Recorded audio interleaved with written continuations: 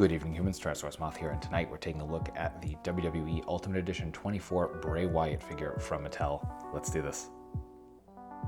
Aesthetically speaking, this figure looks fantastic, and this is a version of Bray Wyatt I did not think we would see in action figure form, and then they revealed it, and it's just so good. I know this is not a popular match. I enjoyed it.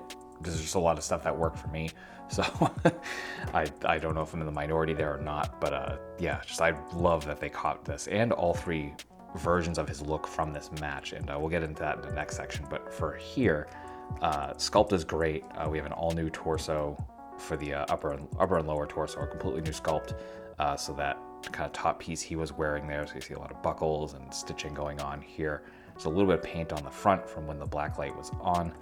And then beyond that, we get obviously the blue skin to replicate how it looked under the black light. So we get all those details that popped up once that happened. So this kind of white grid pattern, the 6 on the side of the head.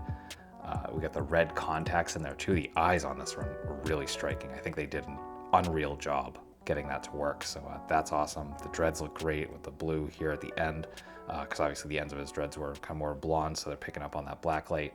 We get those designs on the arms as well, just that bright white. I do have black lights. Unfortunately, I could not find the one that I would be able to use in this setup, so I can't show you what this looks like under black light, but the white will obviously pop, so I think this would actually look good in that situation. Let me know if you tried that and that worked. We do get new sculpt for the hand here, so a very unique glove, really interesting hand gesture as well, almost going for a mandible claw, but not quite. Then the legs are actually the upper legs down to the boot, this would focus, are actually the legs we got on the last Fiend Ultimate, and then we get the boots from the first Fiend Ultimate. I love these boots. It's got a nice hefty feel, even though it has that old school that older articulation now.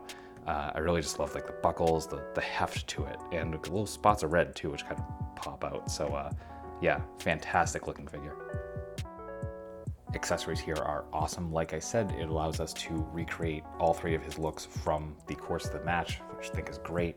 So we looked at everything. Actually, we'll start off with hands. I guess going off with the right out of the box, we do get a gripping left hand, and then we get that kind of interesting hand gesture on the right. Then we get a pair of splayed out hands.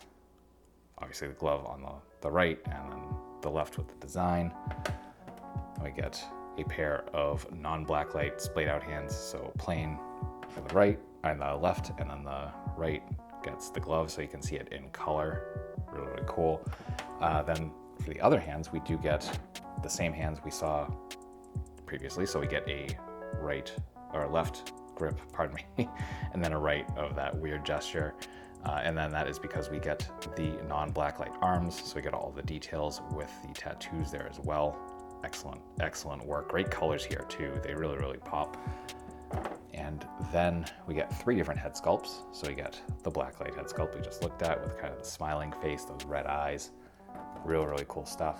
We get his look as he was coming down to the ring with that same smile. Something I didn't point out actually in aesthetics that I will here is that the teeth are silver, and I don't remember if he had like a grill in or something, or his teeth painted silver or something. I'm gonna have to go back and watch the match. I'm long overdue anyway, but thought that was an interesting detail. But they did a great job here with the eyes, kind of just the more straightforward makeup before you actually see the details. Good details there in the dreads. Then finally, we get the final look with that new mask. I really love the way this looks, especially with this like kind of metal style jaw piece. And then we get, you know, kind of more of a callback to the Fiend, but a little more refined. And yeah, good stuff. Oh, and finally, the last thing we get is the lamp, of course. And this is cast in all of this kind of yellow, transparent plastic, and just some gold paint over that. And yeah, I think we've seen this before in other Brays as well. So that'll do it for accessories. Articulation, balance are wonderful. As we can see, freestanding kicks, no problems whatsoever. Actually, the left heel on mine is a little loose, so that's why I'm kicking this direction for this video. But still, you can make it happen, and that is excellent. Beyond that, we get our standard Ultimate Edition articulation. So we have the barbell joint on the head so we can look up decently, look down nicely, get a little bit of tilt, we get some rotation. We do get butterfly joints, which are nice and smooth, so forward and back, hinge and swivel at the arms coming just past the T. We do get bicep swivel, double jointed elbows coming to there. We do get hinge and swivel at the wrists, all horizontal. We get that barbell joint in the diaphragm, so we can crunch forward about that far, back about that far, much better. We do get some side to side. We get rotation from that joint. Then we get swivel at the waist. We get our drop down hips we've been seeing with all the ultimates, which allows us to get pretty much perfect splits. Beautiful. Then we get front kick, full 90. Can actually go past that a little bit because of those drop downs. Do get thigh swivel. Double jointed knees bring us to there. We get boot swivel, and then we get pretty much perfect point. Some insane forward, more than we'll ever need. We do get some really nice rocker, although a little bit loose again because of that kind of joint there. And then we get toe hinge. So that will do it for articulation. Getting into size comparisons, here he is with some other WWE figures, with some other wrestling lines, with some domestics, with some imports, with some monsters. Finally, the figure is truly in human form in both 1/18 and 1/12 scale. So my final thoughts on the WWE Ultimate Edition 24 Bray Wyatt figure from Mattel is that this figure is utterly fantastic, quite possibly my favorite Ultimate of the year. It's been a really solid year overall for Ultimates, but I think this came out at the beginning of the year. I sat on this to review it here in the Halloween season just because it felt appropriate, and I'm glad I waited because it's just a great figure. And again, I love the match, so for me, having this is just kind of an extension of that. It's awesome. If it's not your thing, I totally understand that.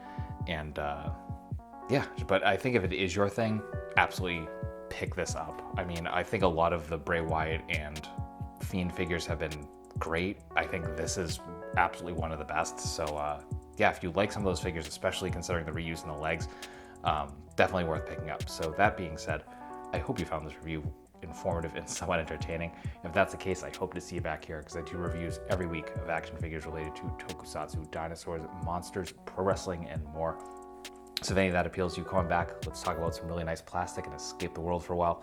But really, at the end of the day, I just hope you're well. I hope that all of your toy dreams come true, and most importantly, I hope that you and yours stay weird, simians.